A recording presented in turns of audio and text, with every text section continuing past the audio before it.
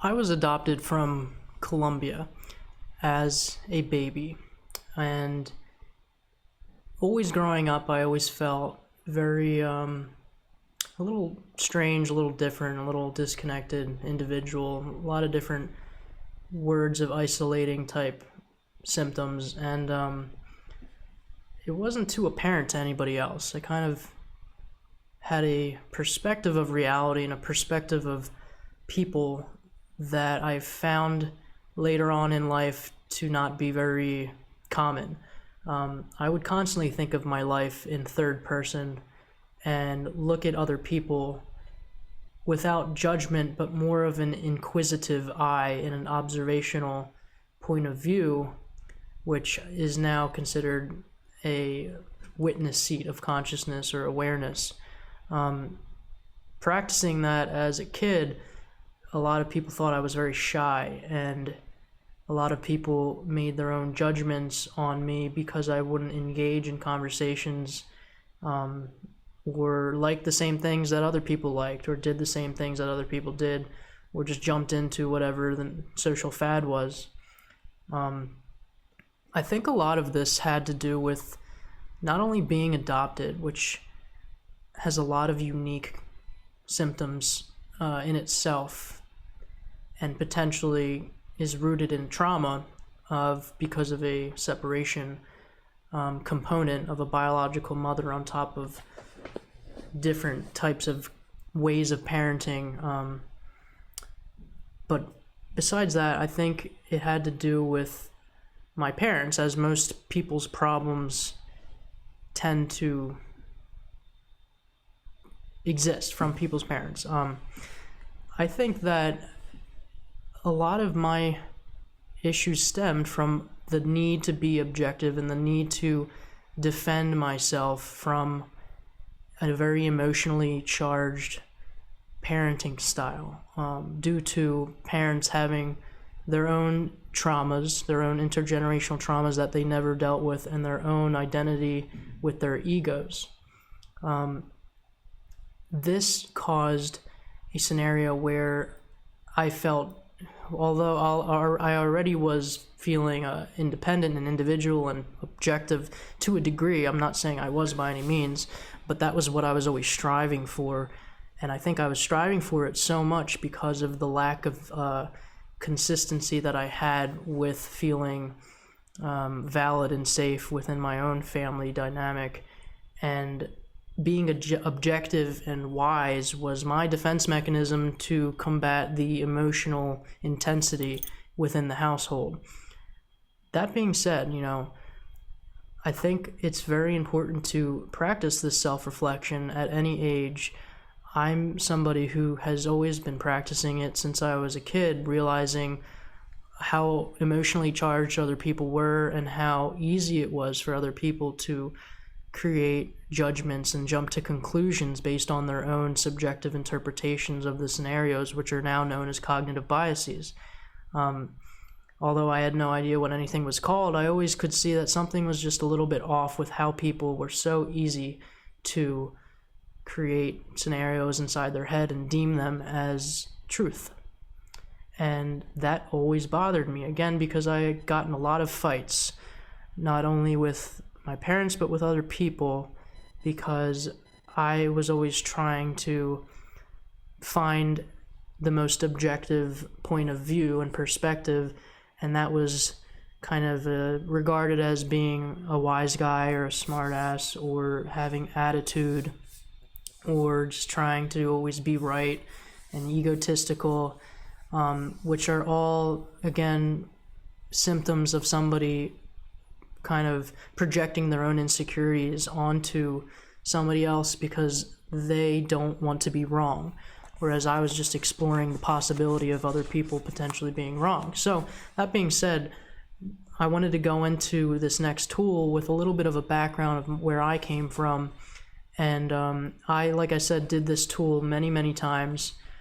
This one I just did right before shooting this video, just to kind of refresh myself, because it's been a little bit since I've done it. And I wanted to share this one with you in particular to help you obviously go through the tool yourself, but to also show you how it could be endless and how you could do this so many times and always have something a little bit different. But this definitely helps bring kind of clarity and peace of mind to your core why. Why do you actually define success the way you define it? And a lot of it has to do with my own childhood and how, being a child, I was always striving for objectivity in the household, because that was my way of feeling validated, was to find truth and not to combat emotional intensity with emotional intensity. So that being said, we will go into this tool, the Core Why tool, with my examples.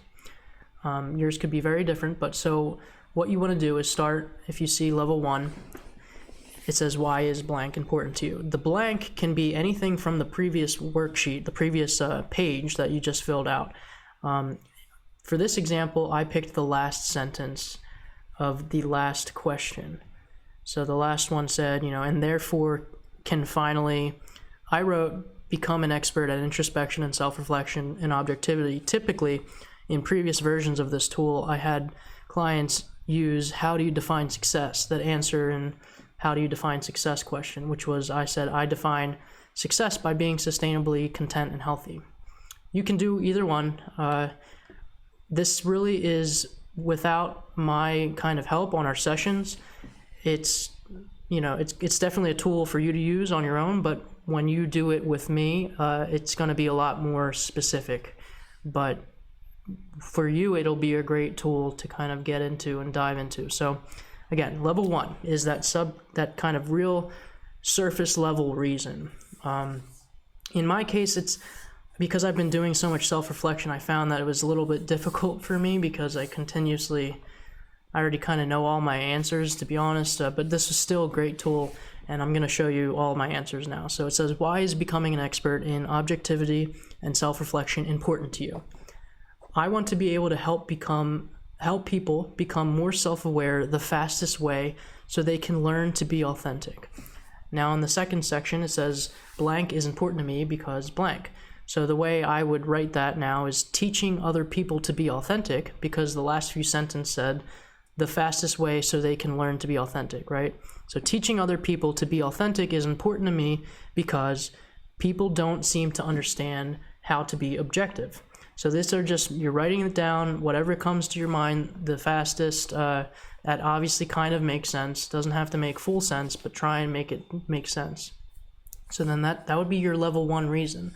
Level 2, you take the last sentence from what you said and you put it into the next section. Why is helping people understand how to be objective important to you?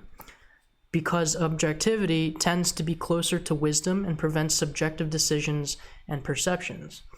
Then it said, you take whatever from that one little explanation, you put it into the next section. It says, preventing subjective decisions and perceptions is important to me because the ego should not be in control.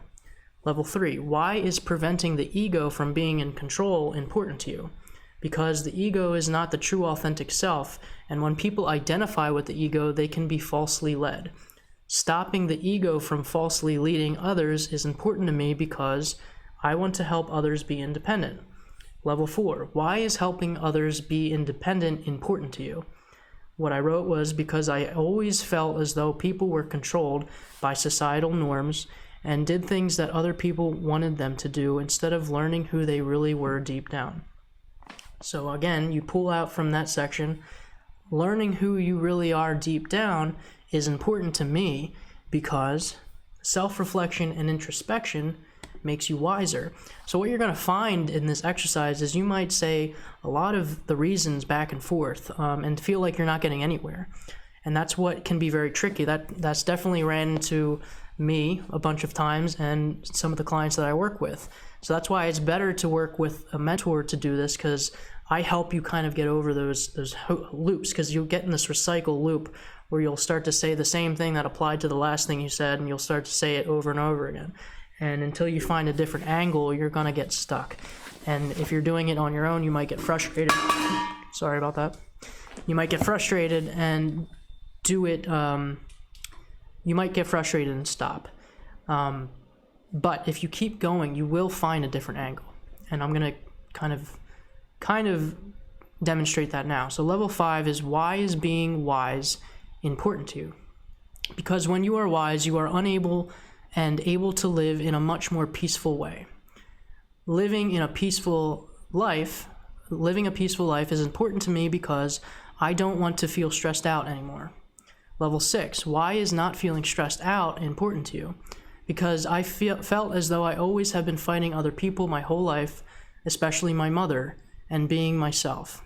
Being myself is important to me because I always felt like I never was allowed to. Level 7 core why, and now this is typically where the level 7 core why should be your kind of pretty deeply rooted core reason. It doesn't always work out that way, and you can continuously go, which had to happen to me for this section. But why I said, why is feeling allowed to be yourself important to you? Because we are all humans and deserve to be who we are and be accepted and not controlled by our emotions and our ego. And then it continues, not being controlled by ego is important to me, because we are energy. Now, that doesn't really make, that didn't really help, even though that was the last section. We are energy is not a suitable answer for me, at least for my standards. So what I recommend with my clients, and what I often have to do with them, is continue it. So if you are feeling as though you got to level 7 as the core why, and you don't feel like it doesn't make any sense, continue. So why is being energy important to you? Because this is a fundamental truth that many people don't understand at a deeper level. Why is helping people understand that they are energy on a deeper level important to you? Because I want them to understand that their negativity and interpretation of reality is just that, an interpretation. Why is showing people that their reality is an interpretation important to you? Because I went through so much pain and suffering, and everything good in my life right now came from it. Why is going through pain and suffering and gaining benefits important to you? Because it shows how people can change their perspective. Why is showing people how they can change their perspective important to you? Because I wanted to make myself feel better about all the wrong I have done. Why is making yourself feel better about all the wrong you have done important to you? Because I still feel guilty, and I don't want to feel guilty anymore. Why is not feeling guilty important to you?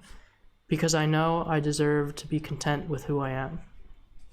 So I wanted to share that with you because I wanted you to see how it can continue to go. And I still don't think that I really fully finished, but I could be continuously going for a long time. Now, if you do this exercise and you start over again, try and do it multiple times, it's only going to help you even more. And you'll find that you're starting to say things that you'd never even thought of. Again, even if you've done it 100 times like I have, you always find something new, because it's a tool to help really extract some subconscious thoughts, and it really helps you get more clarity of why you define success as what it is, especially if you've never thought about it. So I hope this example helped you to understand how to go through this exercise in particular. And if you are interested in getting that one-on-one kind of help, feel free to reach out to me, and I will definitely set up a session with you. All right, so thanks for, we finished the Core Why tool, so congratulations, and I hope you visit and join me for the next sections of self-awareness. So have a good one.